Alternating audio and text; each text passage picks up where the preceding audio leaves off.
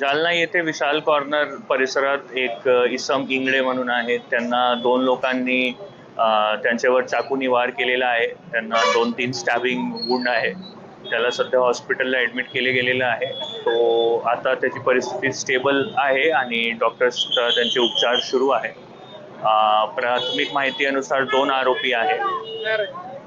हे 2 आरोपी आणि जे इंजर्ड आहे यांचा काही फॅमिली डिस्प्यूट सुरू होता एक लव्ह अफेअरवरून आणि त्यातून हा घटना झालेली आहे. आणि आज सध्या आरोपीची शोध सुरू आहे. LCB आणि लोकल पोलीस स्टेशन अशी आपण वेगवेगळी 3-4 टीम केलेली आहे. आता आपण आरोपीच्या ट्रेस करत आहोत. लवकर आरोपी भेटेल.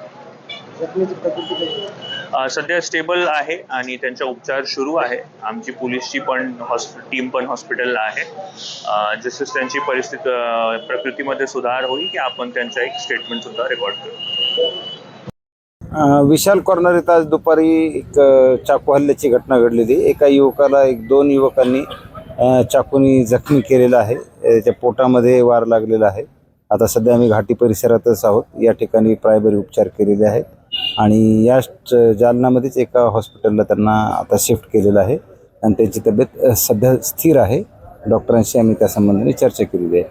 आरोपी अटकेकरता आम्ही पथकं रवाना केलेले आहेत. आरोपींना लगेच ताबडतोब आम्ही अटक करत आहोत.